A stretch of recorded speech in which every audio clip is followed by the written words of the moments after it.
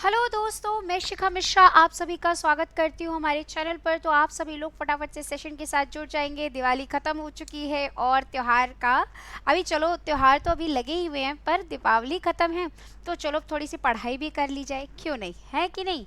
चलिए, तो good afternoon. आप सभी लोग अब थोड़ा सा फ्री भी होंगे, दोपहर का समय है तो आप पढ़ने के लिए थोड़ी देर बैठ ही सकते हैं, है कि नहीं।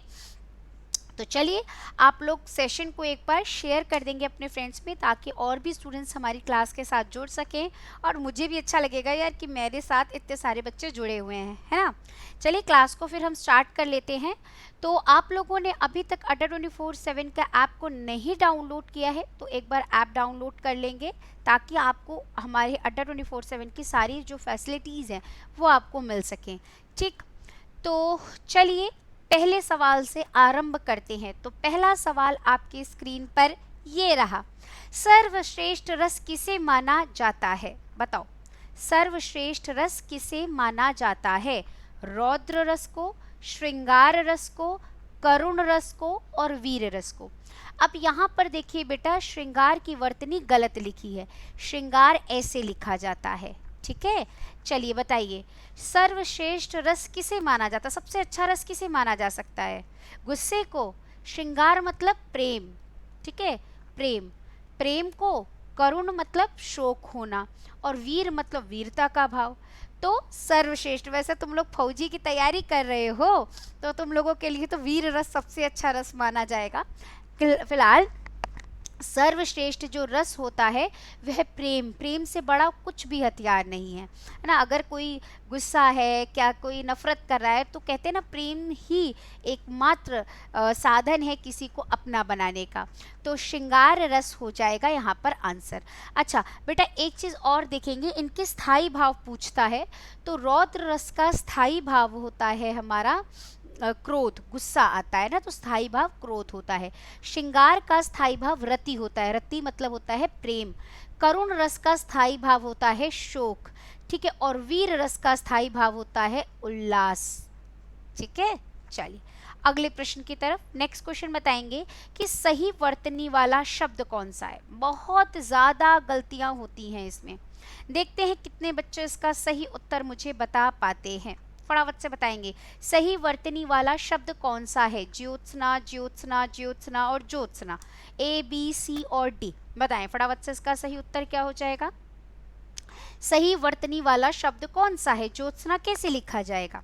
तो देखो बेटा, ज्योत्सना में पहले तो ज्यो, ज्योति से बनता है ना, ज्योति लिखते हैं तो ज्यो लिख लो, आधा ज यो, फिर आधा त होता है, आधा स होता है और फिर ना होता है, तो ज्योत्सना ऐसे लिखा जाता है। बहुत सारे बच्चे इसको गलत करते हैं, देखिए यहाँ पर बहुत सारे बच्चे गलत कर रहे हैं, कुछ बच्चों ने सही उत्तर दिया, अधिकतर बच्चे यहाँ पर गलत कर रहे हैं। तो ज्योत्सना ऐसे शुद्ध लिखा जाएगा।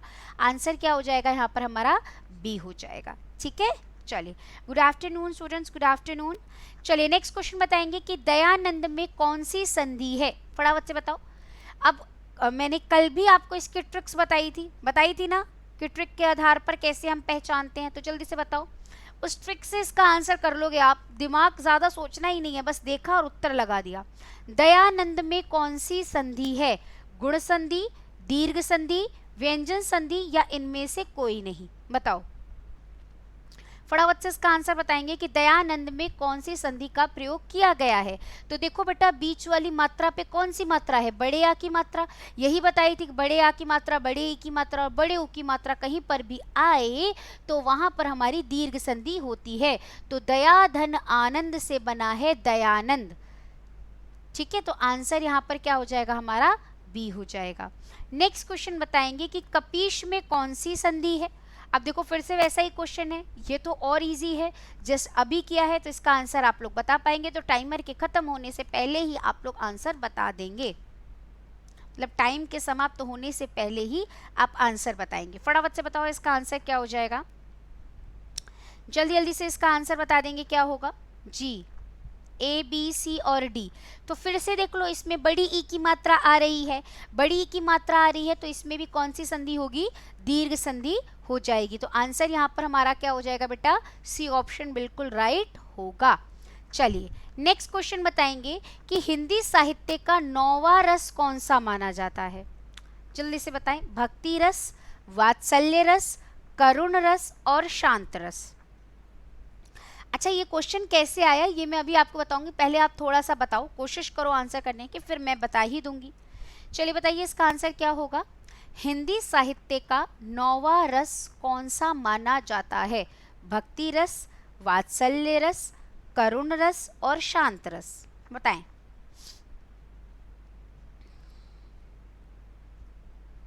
जी, तो देखो बेटा, भरत मुनि थे। एक कौन थे? भरत मुनि। भरत मुनि ने अपने नाट्य शास्त्र में क्या करा था? नाट्य शास्त्र में 8 रसों के बारे में वर्णन करा था। किसके बारे में? 8 रसों के बारे में वर्णन करा था। तो इसके बाद में 9वां रस जोड़ा गया था। बाद में 9वें रस को जोड़ा गया था, जो कि था शांत रस। आज हम शांत के बाद 10वां और 11वां भी पढ़ते हैं, जो कि है भक्ति और वात्सल्य।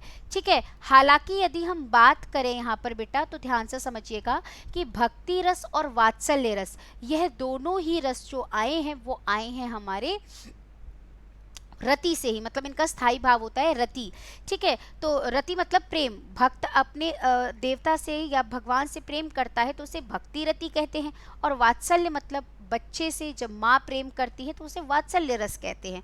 तो ये दोनों ही ना एक तरह से रति के भेद हो जाते हैं, इसलिए 9 ही रस माने जाते हैं। तो 9वां रस जो था वे शांत रस है। आंसर क्या हो जाएगा यहाँ पर? हमारा डी हो जाएगा। नेक्स्ट क्वेश्चन बताएंगे कि सम्मति का संधि विच्छेद क्या होगा, बताओ। ए, बी, सी और डी बताएंगे, इसका आंसर क्या हो जाएगा?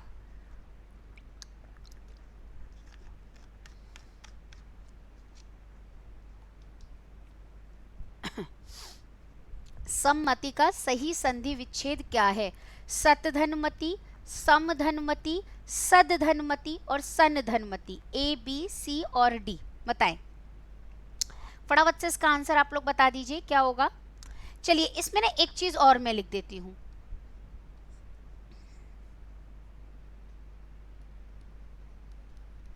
ऐसे करके। अब यहां पर हमको देखना है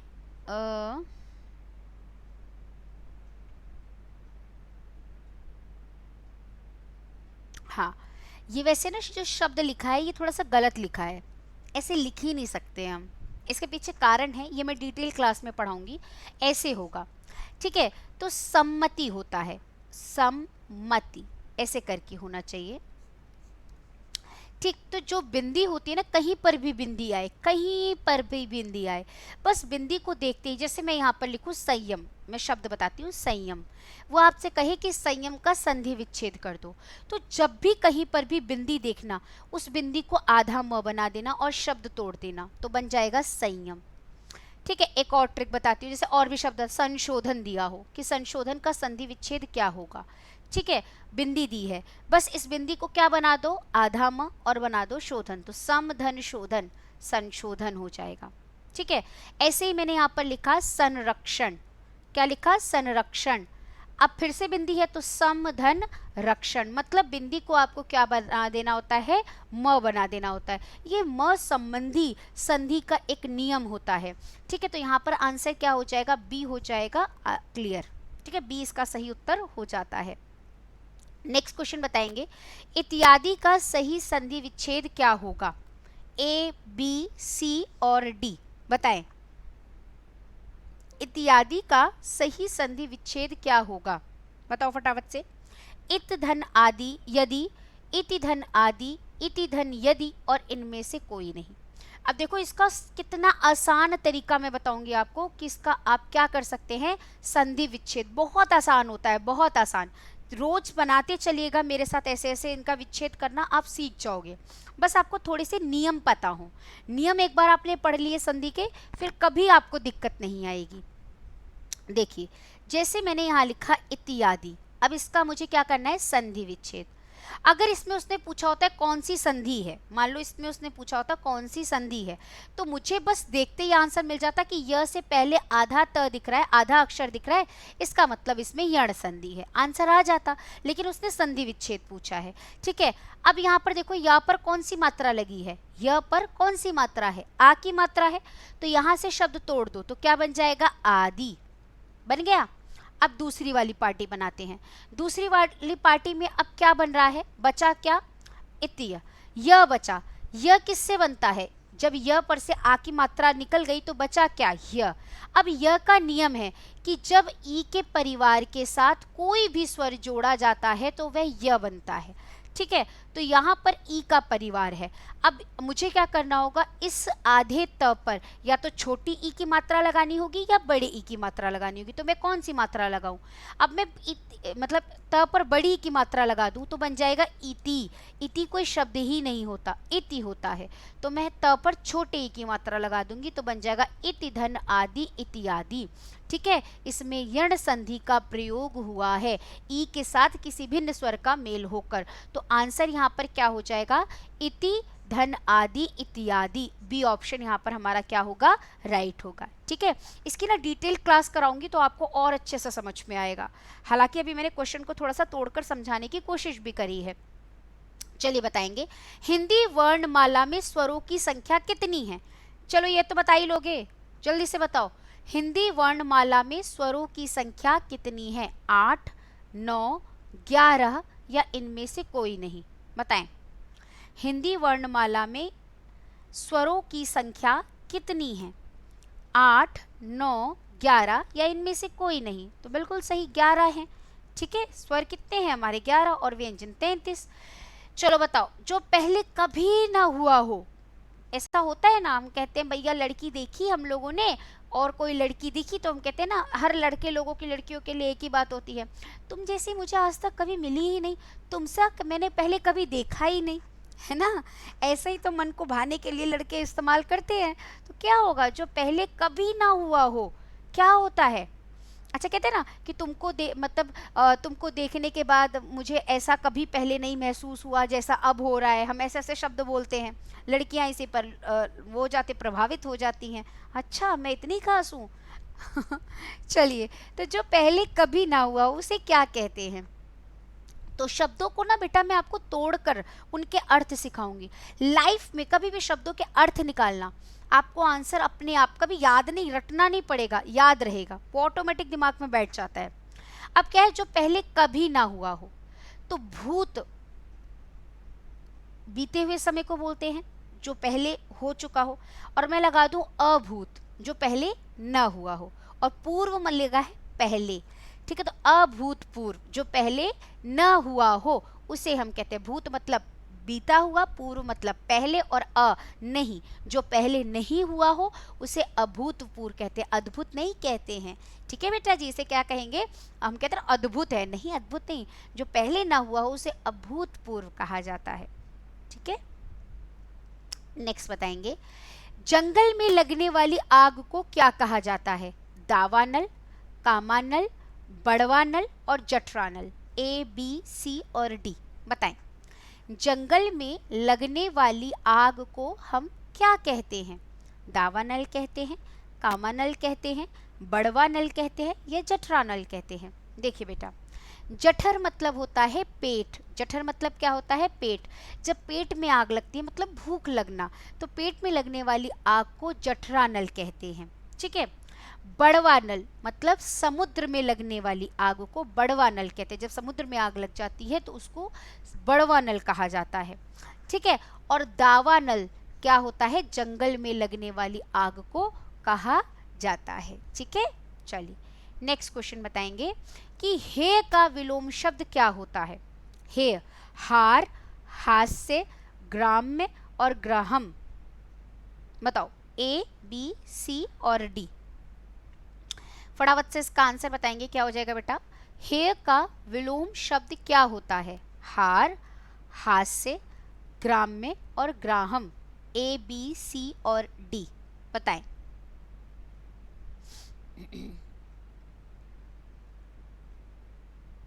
फटाफट से इसका आंसर बता दीजिए, क्या हो जाएगा बेटा। जी, वेरी गुड, कोशिश कर रहे हैं पर थोड़ी थोड़ी गड़बड़ भी हो रही है। अब हमें सबसे पहले क्या होना चाहिए, इसका अर्थ पता होना चाहिए। अगर मुझे इसका अर्थ पता होगा तो आंसर मेरा क्या हो जाएगा, सही होगा। अब समझिए कैसे। जैसे हे मतलब क्या होता है, हे मतलब होता है मतलब उसको एग्जिट कर देना, मतलब एग्जिट भी नहीं कहेंगे, हे मतलब होता है निष्कासित कर, नहीं निष्कासित भी नहीं कहेंगे, त्यागना। हाँ, हे का बिल्कुल सही शब्द होता है त्याग देना, छोड़ देना। ठीक है, हम कहते हैं ना कि बुरी आदतों का हे करो, त्याग दो। और जब त्यागने का उल्टा क्या होता है, ग्रहण कर लेना, अपना लेना, है ना। तो ग्रहण किस में है, हार में नहीं है। हास्य मतलब हंसना है, वो नहीं है। ग्राम में नहीं होगा, वो होगा ग्राहम, मतलब ग्रहण कर लेना। ठीक है, तो आंसर क्या हो जाएगा, डी हो जाएगा। नेक्स्ट क्वेश्चन बताएंगे कि श्री गणेश का विलोम शब्द। अब ये सबसे इजी क्वेश्चन है, बताओ। ये तो आपने सुना है ना कि चलो हम किसी शुभ कार्य का श्री गणेश करते हैं, तो श्री गणेश का उल्टा क्या होता है, विनाश, इतिश्री, श्री राधा, या इनमें से कोई नहीं। बताएं, श्री गणेश का विलोम शब्द क्या होता है, विनाश, इतिश्री, श्री राधा, या इनमें से कोई नहीं। ए, बी, सी और डी, बताएं। फटाफट से इसका आंसर दो, क्या हो जाएगा।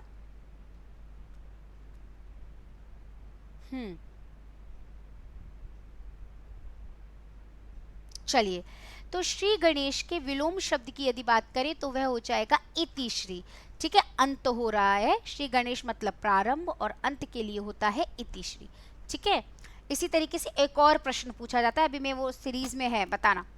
श्रृंगार रस का स्थाई भाव क्या होता है। अब ना ये बेटा ये शब्द आ रहा है तो इसका अर्थ क्या होता है ये जानना जरूरी है। स्थाई भाव क्या होता है, देखो, जब भी हम कोई कविता सुनते हैं, पढ़ते हैं या देखते हैं नाटक के तौर पे, तो उसको पढ़ने पर, सुनने पर या देखने पर स्टार्टिंग से जो मेरे मन में भाव उत्पन्न हो, मेरे मन में कोई भाव आ जाए, और अंत तक, मतलब उस नाटक का, उस कहानी का, या कुछ भी जो हम सुन रहे हैं, देख रहे हैं, उसका जब तक अंत ना हो जाए तब तक वो भाव मेरे मन में बना रहे, उस भाव को हम स्थाई भाव कहते हैं।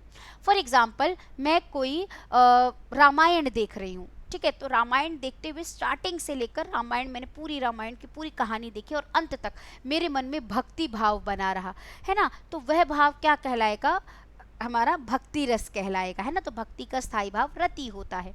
उसी प्रकार से मैं कोई रोमांटिक मूवी देख रही हूँ और उस मूवी में मेरे मन में स्टार्टिंग से लेकर अंतिम तक जो भाव बना रहा, प्रेम भाव बना रहा, उस भाव को स्थायी भाव कहेंगे। ठीक है, मैं कोई एक्शन की मूवी देख रही हूँ या गुस्से वाली मूवी देख रही हूँ, या कोई मैं जैसे मैं बॉर्डर मूवी देख रही हूँ, ठीक है, तो उसमें वीरता का भाव मेरे मन में अंत तक बना रहेगा, तो उसको स्थायी भाव कहा जाता है। तो हमारे श्रृंगार का स्थायी भाव क्या होता है, तो रति होता है, प्रेम होता है। ठीक है, हास्य होगा, यहाँ पर हास्य किसका होता है, हास्य रस का होता है, हास्य रस। शोक किसका स्थायी भाव होता है, तो करुण रस का स्थायी भाव होता है। और उत्साह किसका स्थायी भाव होता है, तो वीर रस का स्थायी भाव होता है। तो आंसर यहाँ पर क्या हो जाएगा, डी हो जाएगा। नेक्स्ट क्वेश्चन बताएंगे कि अथ का विलोम शब्द क्या होता है। अभी जस्ट इतिश्री वाला कराया था ना, वैसा ही क्वेश्चन है। अथ का विलोम क्या होता है, अंत, अध, इति और अर्थ। कभी आपने बचपन में या अभी लॉकडाउन में चला था, अथ श्री महाभारत ऐसे करके सुना होगा ना। जब हम छोटे होते थे, संडे के दिन रामायण महाभारत का टेलीकास्ट होता था डीडी नेशनल पे, हम जब छोटे होते थे तो ऐसा होता था। तो हम लोगों को तो देखना होता था शक्तिमान और मतलब ऐसे जो होते थे, और मम्मी पापा जो होते थे या दादा दादी जी होते थे, नहीं नहीं ये लगेगा आज। तो हालांकि टाइमिंग अलग होती थी, फिर भी कई बार होता था ना हमें अपने मनपसंद का देखना, तो फिर देखते देखते वो, और अच्छी चीज़ है कि हमने कुछ अच्छी चीज़ें उनमें सीखी भी, देखी भी। तो वहाँ बोलता नहीं था, वो लाइन याद हो जाती थी, जब वो बोलता था तो हम भी रटते रहते, अथ श्री महाभारत ऐसे करके बोलता था। तो अथ मतलब शुरुआत, अथ मतलब क्या होता है, शुरुआत, और अंत मतलब इति। तो यहाँ पर आंसर क्या हो जाएगा, सी हो जाएगा। ठीक है, नेक्स्ट क्वेश्चन बताएंगे कि अमीय का पर्यायवाची शब्द क्या होता है। फटाफट से बताओ, अमीय का पर्यायवाची शब्द क्या होता है, सुधा, विष, आम्र, मधुप। ए, बी, सी और डी, बताएं। अमीय का पर्यायवाची शब्द क्या होता है, विष होता है, सुधा होता है, आम्र होता है, या मधुप होता है। ए, बी, सी और डी, फटाफट से बताइए इसका आंसर क्या होगा बेटा, बताएं। अमीय का पर्यायवाची शब्द क्या होगा। तो अमीय बेटा बोला जाता है सुधा को, अमृत को, पीयूष को अमृत, ठीक है, पीयूष को कहा जाता है, अमृत को कहा जाता है, सुधा को कहा जाता है। तो आंसर यहाँ पर क्या हो जाएगा हमारा, बी हो जाएगा। ठीक है, चलिए, आम्र आम का विष आपको पता ही है। नेक्स्ट क्वेश्चन बताएंगे कि निम्नलिखित में से अयोग वह कौन सा है। इसकी तो कहानी याद कराई है, कभी भूलोगे नहीं, दो बेटों वाली कहानी याद है ना। तो चलिए बताइए इसका आंसर क्या होगा। अल्प प्राण, संयुक्त व्यंजन, महाप्राण और विसर्ग। बताओ निम्नलिखित में से कौन सा अयोग वह है, ए बी सी और डी। अल्प प्राण, संयुक्त व्यंजन, महाप्राण और विसर्ग, बताएं। फटाफट से इसका आंसर बता देंगे, क्या हो जाएगा। निम्नलिखित में से अयोग वह वर्ण कौन सा है, अल्प प्राण, संयुक्त व्यंजन, महाप्राण और विसर्ग। ठीक है, तो देखो विसर्ग हो जाएगा, एक होता है अनुस्वार और एक होता है विसर्ग। तो आंसर यहाँ पर क्या हो जाएगा हमारा, डी हो जाएगा। ठीक है, चलिए नेक्स्ट क्वेश्चन बताएंगे कि किस क्रमांक में ई स्वर का सही उच्चारण स्थान है। बताओ, तालु, कंठ, ओष्ठ और मूर्धा। किस क्रमांक में ई स्वर का सही उच्चारण है, मतलब ई कहाँ से बोला जाता है। आपको कल या हाँ कल की क्लास में मैंने लिखवाया था ना कि जिह्वा के आधार पर हम कहाँ से क्या बोलते हैं, ओठ के आधार पर, मुंह खुलने के आधार पर, उच्चारण के आधार पर, उत्पत्ति के आधार पर स्वरों के 5 प्रकार पढ़ाए थे। तो उससे भी इसका उत्तर दे सकते हो कि ई का उच्चारण कहाँ से होता है। तो जब हम ई बोलते हैं ई, तो हमारी जीभ तालुओं को टच करती है, तो वह निकलते हैं तालु से। कहाँ से निकलता है बेटा, तालु से निकलता है। तो आंसर इसका क्या हो जाएगा, ए हो जाएगा। नेक्स्ट क्वेश्चन बताएंगे कि श वर्ण किसके योग से बना है। बताओ, श वर्ण किसके योग से बना है। क धन च, क धन श, क धन छ और क धन श, ए बी सी और डी, बताएं। आज थोड़ा सा गले में दर्द है।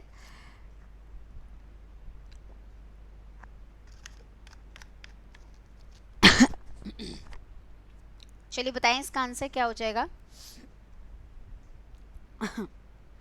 एक्चुअली टाइम बदल रहा है ना, मौसम बदल रहा है, तो हो जाता है थोड़ा सा। श वर्ण किसके योग से बना है, ये तो इजी है, जल्दी से बता ही लेंगे आप लोग। तो क धन श से बना है, तो आंसर क्या हो जाएगा, बी हो जाएगा। ठीक है, चलिए नेक्स्ट क्वेश्चन बताएंगे कि निम्नलिखित में से कौन सा वर्ण उच्चारण की दृष्टि से दंत नहीं है, मतलब दांतों की सहायता से नहीं बोला जाता है। बताओ, न, त, ट, द, बताएं फटाफट से इसका आंसर। निम्नलिखित में से कौन सा वर्ण उच्चारण की दृष्टि से दंत नहीं है। बताओ, न, त, ट, द, ए बी सी और डी, बताएं इसका आंसर क्या होगा।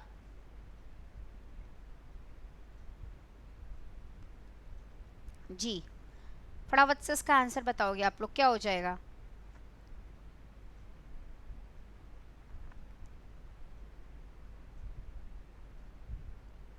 चलिए तो इसका आंसर देखते हैं।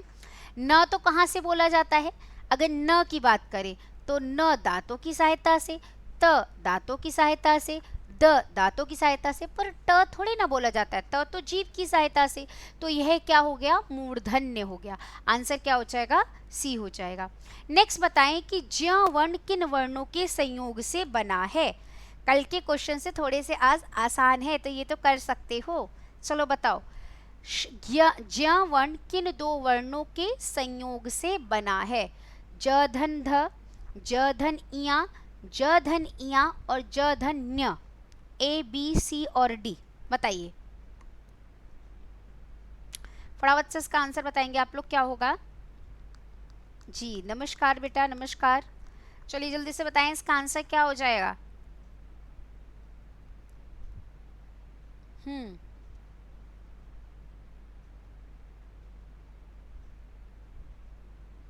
चलिए तो ये भी आसान है, आधे ज और इया से मिलकर बना है। नेक्स्ट क्वेश्चन बताइए, यदि नीचे के होठ को पूरी तरह से काट दिया जाए तो किस ध्वनि का उच्चारण करने पर कठिनाई आएगी? ल, ब, ध, ख। यह आप बोल कर भी उत्तर दे देंगे। कितने इजीली क्वेश्चन को पूछा है उसने कि यदि नीचे के होठ को पूरी तरह से काट दिया जाए, हटा दिया जाए, तो किस ध्वनि के उच्चारण में, बोलने में कठिनाई आती है? ल में, ब में, ध में और ख में। ए, बी, सी और डी बताएं। फटाफट से इसका आंसर दीजिए, क्या हो जाएगा? यदि नीचे के होठ को पूरी तरह से हटा दिया जाए तो किस ध्वनि का उच्चारण करने में कठिनाई आएगी? बताइए फटाफट से इसका आंसर क्या होगा जी?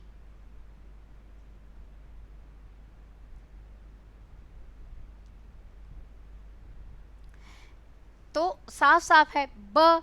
अगर ये नीचे का होठ ना हो तो मैं बोलूंगी कैसे? अ, ऐसे आवाज निकलेगी, निकल ही नहीं पाएगी। तो क्या हो जाएगा? ब हो जाएगा। ठीक है, चलिए नेक्स्ट क्वेश्चन बताइए। किस क्रमांक में ऊष्म व्यंजन है? ये तो बहुत इजी है, जल्दी जल्दी इसका आंसर दीजिए।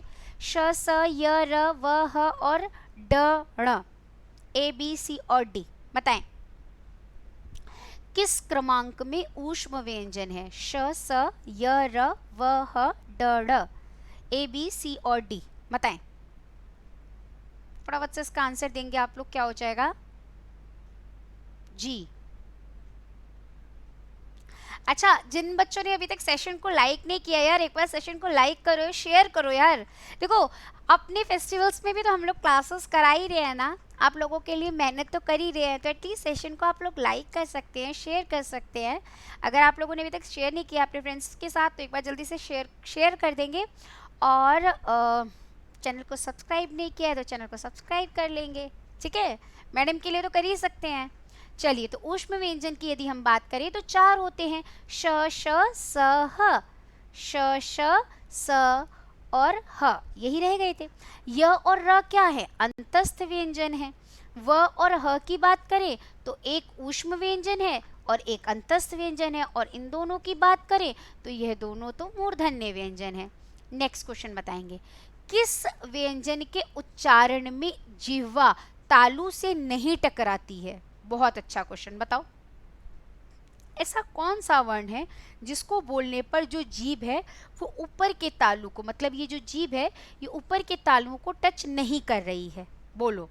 च, य, घ और श बताएं। किस व्यंजन के उच्चारण में जिह्वा तालुओं से नहीं टकराती है? ए, बी, सी और डी बताएं फटाफट से, इसका आंसर क्या हो जाएगा?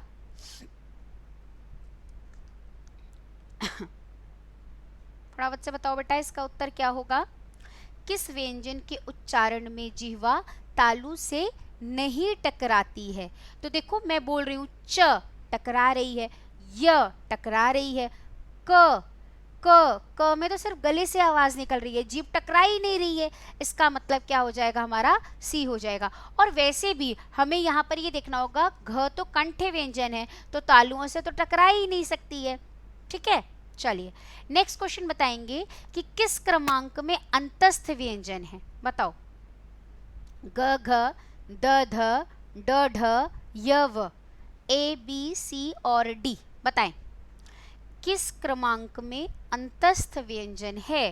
ग, घ, द, ध, ड, ढ, य, व। फटाफट से इसका आंसर बताएंगे सभी बच्चे, क्या हो जाएगा? किस क्रमांक में अंतस्थ व्यंजन है? अंतस्थ व्यंजन का मतलब क्या होता है? जो हृदय से निकलते हैं। तो हमने 4 याद किए हैं, य, र, ल, व 4 होते हैं। तो आंसर क्या हो जाएगा बेटा? जी, डी हो जाएगा।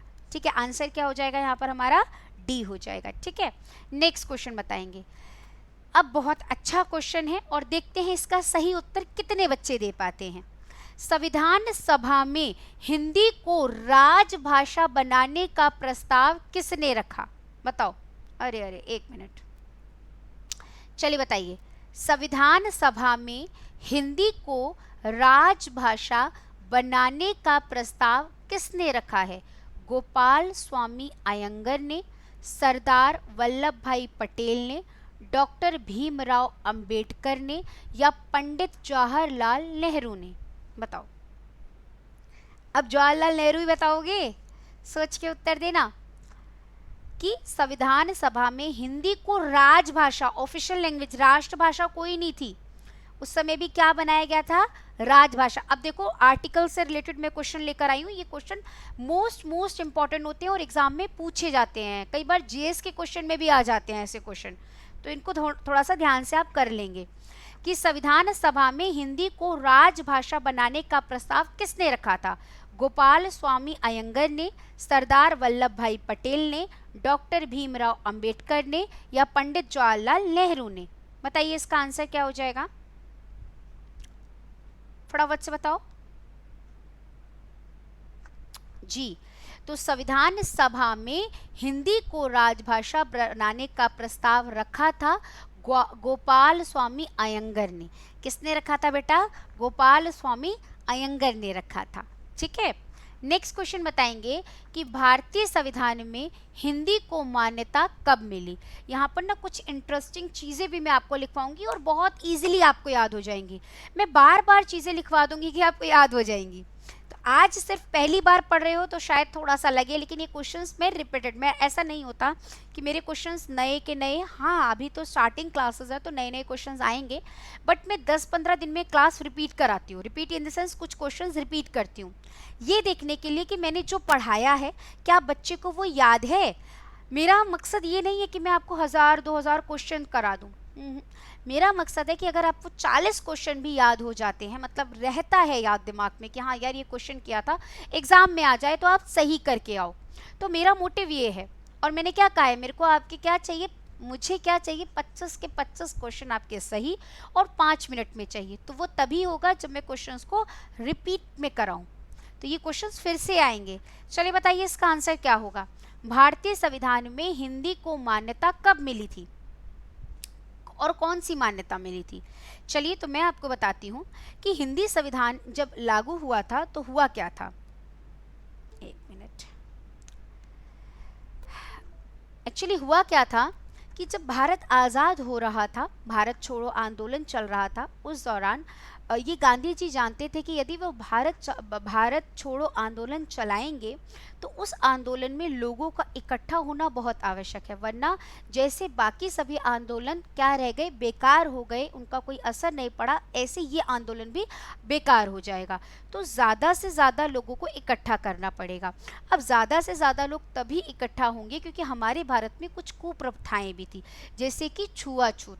तो उन्हें पता था कि अगर लोग, क्योंकि रैलियां निकालनी पड़ेंगी, लोग इकट्ठे होंगे तो एक साथ लोग आएंगे नहीं, भेदभाव करेंगे पानी के बर्तन के लिए, किसी भी चीज़ के लिए। तो ऐसी स्थिति में गांधी जी जानते थे कि भारत छोड़ो आंदोलन को चलाने से पहले लोगों के अंदर से ये छुआछूत की बीमारी को दूर करना पड़ेगा। तो इसके लिए उन्होंने दोनों चीज़ें समझाई, लोगों को समझाया। आपने कभी सुना होगा शायद ऐसे कि कस्तूरबा जी जो उनकी बीवी थी वो टॉयलेट साफ़ किया करती थी, ऐसा कुछ कहानियाँ भी सुनी हमने। हालांकि मुझे इस पर कोई वो नहीं है कि मतलब सत्य है कि ये नहीं, मैं एक बात बता रही हूँ। तो इसलिए ताकि वो ये ना समझे कि छुआछूत का जो है कि वो उन्हीं का काम है, हमारा नहीं है, ऐसा कुछ नहीं है। तो ये सारी चीज़ें उन्होंने स्टार्ट करी थी। तो उस दौरान एक आंदोलन और भी चल रहा था, क्योंकि हमें पता था हमारा जो भारत था वो बहुत सारी भाषाएं, लेकिन उस समय भारत इकट्ठा नहीं था, मतलब भारत एक नहीं था, है ना। भारत क्या नहीं था, इकट्ठा नहीं था, मतलब इन द सेंस हमारा भारत एक राष्ट्र के रूप में तो था नहीं, लेकिन बस हम इतना जानते थे कि हमें हर छोर से इन मतलब जो बाहरी ब्रिटिशर्स हैं उनको निकालना है। तो ऐसी स्थिति में एक भाषा का होना बहुत आवश्यक है। तो उस समय जितने भी हमारे राष्ट्र नेता थे, चाहे वो नरम दल के हो चाहे वो गरम दल के, वो हिंदी के प्रचार प्रसार पर भी जोर दे रहे थे। ठीक है, और उस समय कहा जा रहा था, जब हमारा संविधान साथ ही साथ संविधान भी बन रहा था, तो संविधान में ये कहा गया था कि हमारे राष्ट्र की भाषा हिंदी होगी। वो तो उसमें बहुत सारे गलतियां हो गई और वो हमारे लिए अभिशाप, वो नियम भी हमारे लिए अभिशाप बन गए, क्योंकि जब भारत आज़ाद हुआ 1947 को, तो भारत की जो राष्ट्रभाषा होनी थी वो हिंदी होनी थी। लेकिन क्या हुआ कि जब भारत आज़ाद हुआ तो अब हमारे पास जो न्यायालय थे, वो सरकारी दफ्तर थे, उसमें काम किसका चल रहा था, अंग्रेजों का। तो ऑब्वियसली उस समय भाषा कौन सी चलेगी, हिंदी, अंग्रेजी चलेगी। तो ऐसे में एकाएक एक भाषा को हटाकर तुरंत हिंदी को लाना बहुत मुश्किल था। क्यों? क्योंकि हमारे पास ऑफिशियली शब्दकोश नहीं थे, डिक्शनरी नहीं थी, हिंदी के शब्द नहीं थे। ठीक है, न्याय जो शब्द थे, न्यायपालिका के अंदर जो शब्द थे वो हमारे पास नहीं थे, हमारे पास कार्यपालिका के लिए शब्द नहीं थे, बहुत सारे शब्द ऐसे थे जो थे ही नहीं, अंग्रेजी में थे। तो ऐसी स्थिति में कहा गया, जैसे पंचवर्षीय योजनाएं थी ना, वैसे कहा गया कि 1965 तक अंग्रेजी भाषा सपोर्टिव भाषा में रहेगी। सपोर्टिव मतलब क्या रहेगा कि वो उसका सहायक भाषा रहेगी, और जब तक हिंदी के शब्दकोश ना बन जाएं। ठीक है, और हिंदी हमारी क्या रहेगी? राजभाषा रहेगी।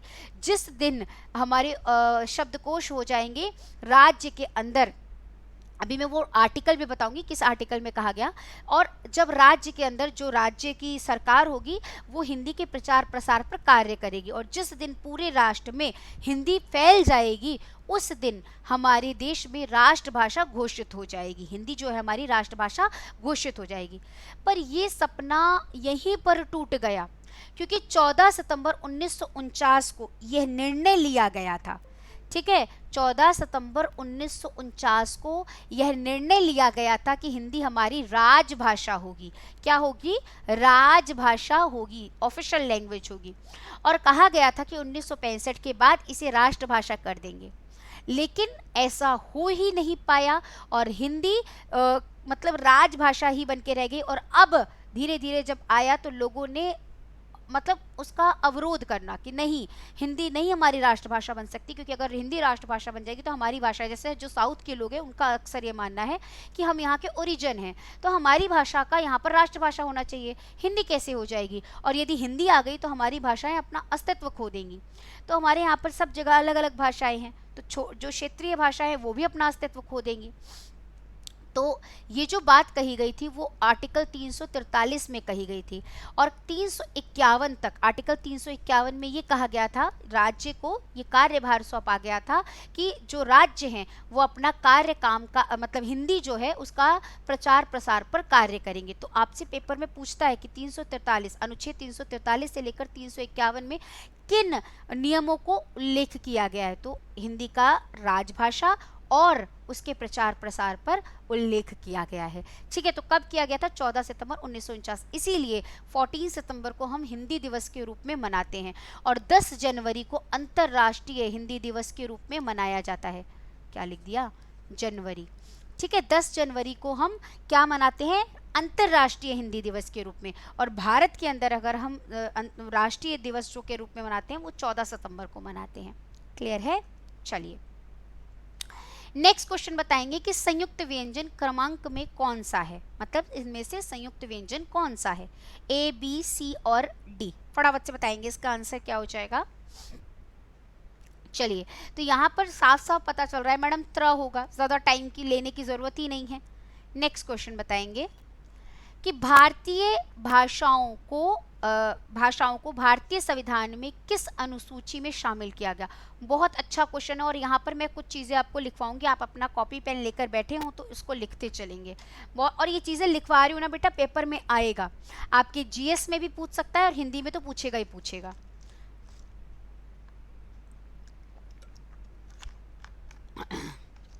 आपको याद होगा जब मैं आपका सिलेबस पाठ्यक्रम बताया था तो उसमें कहा था ना हिंदी का उद्भव और विकास, उसी चैप्टर के ये क्वेश्चंस हैं, तो यहाँ से क्वेश्चन आते हैं। ठीक है, तो भारतीय भाषाओं के भारतीय संविधान में 8वीं अनुसूची, 8वीं अनुसूची, अब ध्यान से सुनना, 1950 में केवल 14 भाषाओं को मान्यता प्राप्त थी। ध्यान से सुनना, इस पे कई सवाल बन रहे हैं। पहला सवाल। दूसरा सवाल पूछेगा आज की डेट में अब कुल कितनी भाषाओं को मान्यता प्राप्त है? तो कुल 22 भाषाओं को मान्यता प्राप्त है। तो ये 14 से 22 आने में कुछ संशोधन हुए थे, तो वो संशोधन कब हुए थे और कौन सी भाषा जोड़े गए थे ये मैं आपको बता देती हूँ। तो सबसे पहला संशोधन हुआ था 21वां संशोधन। ठीक है, कब हुआ था? तो 1967 1967 में हुआ था, और इसमें सिंधी भाषा को जोड़ा गया था। ठीक है, फिर दूसरा संशोधन मतलब कब हुआ था? तो 71वां संशोधन था मतलब जो नेक्स्ट संशोधन हुआ था वो 71वां संशोधन था। कब हुआ था? तो 1992 में हुआ था। कब हुआ था बेटा? 1992 में हुआ था। और इसमें आप लिख लो नमक। कहोगे नमक क्या होता है? नमक से मैं आपको भाषा याद करा दूंगी। नेपाली, कोंकणी और मणिपुर, मणिपुर और कोंकणी, ये 3 भाषाओं को जोड़ा गया। इसके बाद तीसरा संशोधन हुआ जो था 92वां संशोधन, और वह कब हुआ? 2003 में हुआ। और उसमें 4 भाषाओं को और जोड़ा गया, जिसमें बोडो, डोगरी, मैथिली और भोजपुरी, नहीं सॉरी संथाली, भोजपुरी नहीं है बेटा, संथाली है। ठीक है, ये 4 भाषाएं थी, बोडो, डोगरी, मैथिली, संथाली। कब हुआ था? 2003 में। कौन सा संशोधन था? तो 92वां संशोधन था। 71वें संशोधन कब हुआ था? 1992 में हुआ था। किस किस को जोड़ा गया था? तो नेपाली, मणिपुर और कोंकणी को जोड़ा गया था। और 21वां संशोधन 1967 में हुआ था, 1967 में हुआ था, और इसको सिंधी भाषा को जोड़ा गया था। ये सभी भाषाओं का उल्लेख किस में है? तो 8वीं अनुसूची में है। किस में है बेटा? 8वीं अनुसूची में है। इसका स्क्रीनशॉट ले लीजिए और इसको याद कर लीजिएगा। क्लियर है? चलिए नेक्स्ट क्वेश्चन की तरफ चलते हैं कि संविधान के किस अनुच्छेद में कहा गया है कि संघ की राजभाषा हिंदी और लिपि देवनागरी होगी? बताएं, संविधान के किस अनुच्छेद में कहा गया है कि संघ की राजभाषा हिंदी और लिपि देवनागरी होगी? 343 में, 344 में, 345 में और 346 में। जस्ट अभी मैंने आपको ये बताया है, जल्दी से बताओ। 14 सितंबर 1949 को यह घोषित किया गया था अनुच्छेद 343 में कि हिंदी हमारी राजभाषा होगी और लिपि देवनागरी होगी। तो किस अनुच्छेद में किया गया था? 343 में किया गया था। ठीक है, नेक्स्ट क्वेश्चन बताएंगे कि न व्यंजन का उच्चारण स्थान क्या है? बताओ, न व्यंजन का उच्चारण स्थान क्या है? मूर्धा, ओष्ठ, कंठ और नासिक। बताएं, न व्यंजन का उच्चारण स्थान क्या है? मूर्धा है, ओष्ठ है, कंठ है और नासिका है। न कहाँ से बोला जाता है? न।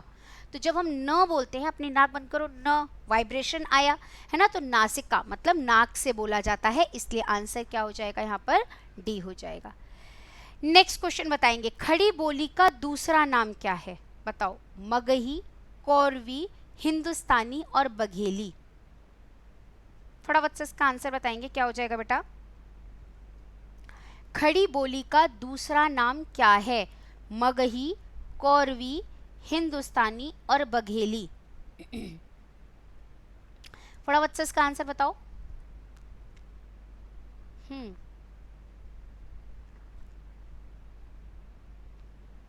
चलिए, तो खड़ी बोली का दूसरा नाम क्या हो जाएगा बेटा? कौरवी हो जाएगा। क्या हो जाएगा?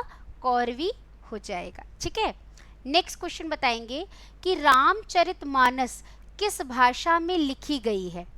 बताओ, रामचरितमानस किस भाषा में लिखी गई है? ब्रज भाषा में, भोजपुरी भाषा में, अवधी भाषा में और मागधी भाषा में।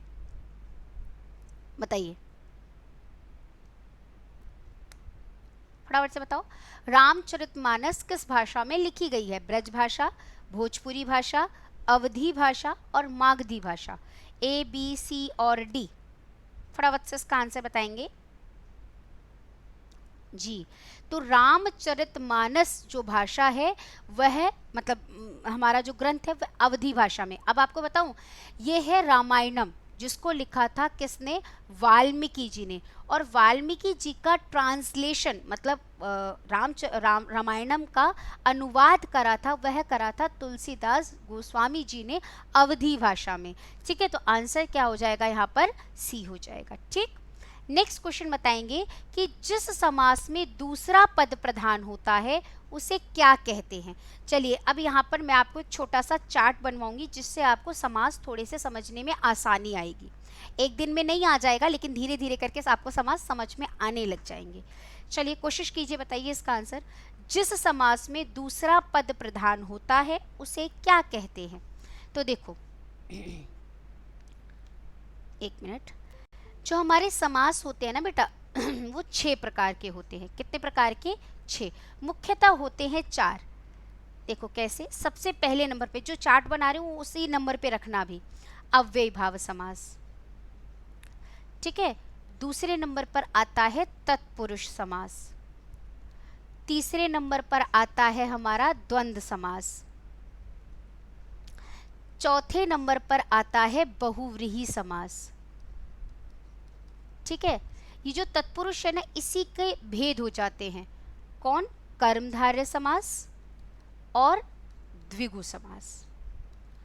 अब देखो, जो पद प्रधानता की बात होती है, पद प्रधान मतलब होता है कि देखो समास जो होते हैं वो 2 पद से बनते हैं। पद मतलब शब्द, 2 शब्दों को जब जब समास क्यों प्रयोग करा जाता है? बहुत सारे शब्द जब आए उनकी जगह पर मैं एक शब्द का इस्तेमाल करूं तो समय कम लगेगा, तो उसको हम समास कहते हैं। जैसे मैं बोलूं कि जाओ मेरे लिए घर के लिए रसोई, नहीं मैं ऐसे कहूं, जाओ घर के लिए रसोई में और मेरे लिए चाय बना कर लाओ, तो आपको लगेगा कितना बड़ा वाक्य है ये, है ना। मैं ऐसे नहीं बोल सकती थी रसोई घर में जाकर चाय बना कर लाओ, ऐसे बोल देती तो शॉर्ट हो जाता, है ना। तो घर के लिए रसोई, इससे अच्छा मैं बोल दूँ रसोई घर, सिंपल। तो ऐसी ही इसलिए समास का प्रयोग करा गया। तो समास में मुख्यतः 2 पद जरूर होते हैं, 2 शब्द होने आवश्यक है। तो दोनों पद में इंपॉर्टेंस किसकी है उसको बोला जाता है पद प्रधानता। तो अव्ययी भाव समास में पहला पद इंपॉर्टेंट होता है, तत्पुरुष समास में दूसरा पद इंपॉर्टेंट होता है, दूसरा शब्द इंपॉर्टेंट होता है। द्वंद्व समास, द्वंद्व मतलब होता है लड़ाई। जब लड़ाई होगी तो ऑब्वियसली दोनों ही कहेंगे मैं सही मैं सही, तो तीसरे वाला क्या कहेगा? तुम दोनों ही सही, है ना। तो द्वंद्व समास में दोनों ही पद प्रधान होते हैं। और बहुव्रीहि समास में कोई तीसरा बैठा हुआ है ना, कोई तीसरा पद प्रधान होता है।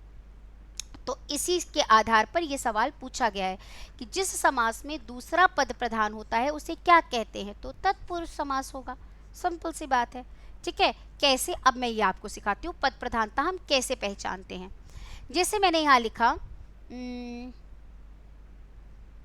चलो जेब कतरा मैंने लिखा, ठीक है। अब इसका ना आप सामासिक विग्रह कर दो, मतलब इसको जितना फैला कर लिख सकते हो ना लिख दो। तो मैं क्या लिखूंगी? जेब को कतरने वाला, जेब को कतरने वाला, यही बनेगा। अब 2 शब्द निकल कर आए, एक जेब और एक कतरने वाला। अब अपनी आंखें बंद करो, मैं अपनी आंखें बंद करी, आपने आंखें बंद करने पर मैं आपसे बोल रही हूँ जेब कतरा, तो आपको क्या दिखाई दे रहा है? जेब या फिर कोई आदमी जो उसको काट रहा है? सिंपल सी बात है, जेब दिखाई दे रहा है या कतरने वाला दिखाई दे रहा है? अगर मैं आंखें बंद करती हूँ तो मुझे एक चोर जैसी इमेज बनाई देगी जो चोरी कर रहा होगा। जेब थोड़े ना दिखाई दे रही होगी मुझे, किसकी इंपॉर्टेंस दिखाई दे रही होगी? कतरने वाले की। तो इंपॉर्टेंट किसकी है? सेकंड पद की, दूसरे पद की। तो जेब कतरा क्या है? तत्पुरुष समास है और इसमें दूसरा पद प्रधान है। बस कितना ईजी था। एक और से समझाती हूँ, ठीक है। जैसे मैंने यहाँ पर लिखा रसोई घर।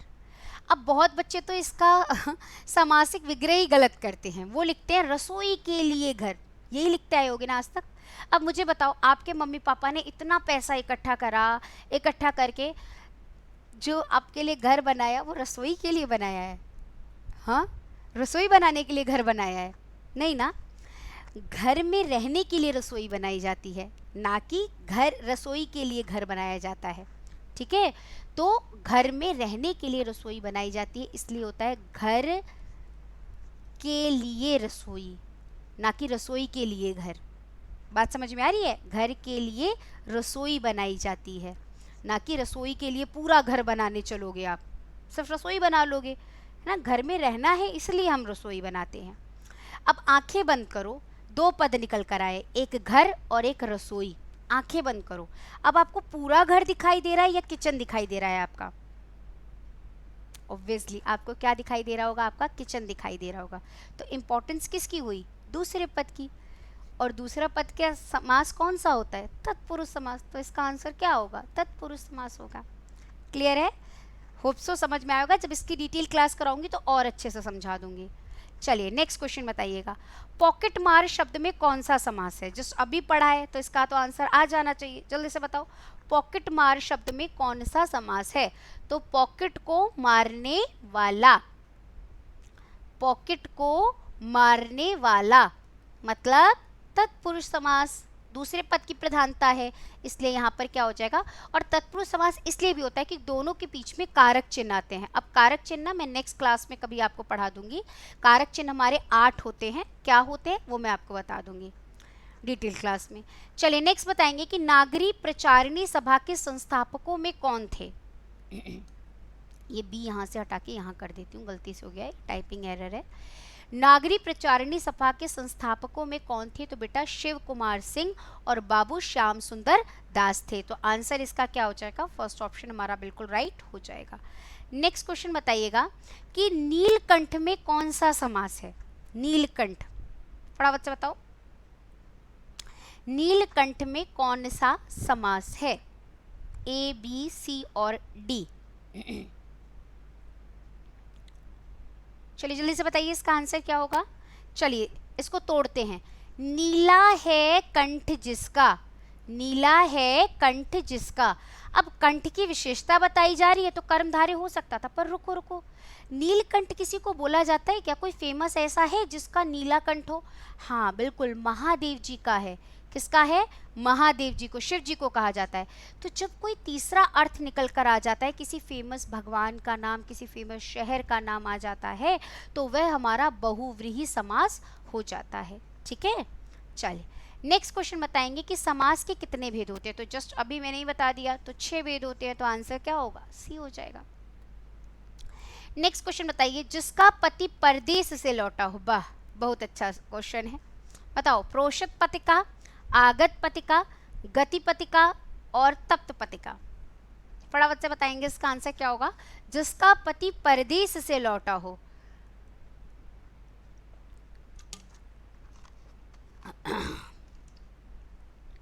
फटाफट से बताइए, जिसका पति परदेश से लौटा हो उसे क्या कहा जाता है? प्रोषित पतिका, आगत पतिका, गति पतिका और तप्त पतिका। तो बेटा जी, जिसका पति वापस लौटा होता है, वो लड़की गाना गाती है भाई, जो बीवी होगी गाना गई ना, सजना है मुझे सजना के लिए, साजन मेरा उस पार है, मिलने को दिल बेकरार है ना। ऐसा होता ही होगा, जो फौजी होते बेचारे उनके लिए तो ऐसा ही होता है, गाना आता ही है ना, संदेशे आते हैं, तो वैसी वाला होता है कि जब लौट कर आ रहे हैं तो उस पति को क्या मतलब, उसको बोलते हैं आगत पतिका। क्या बोलते हैं बेटा? आगत। और प्रोषित पतिका मतलब जिसका पति परदेश जाने वाला हो उसको बोलते हैं प्रोषित पतिका।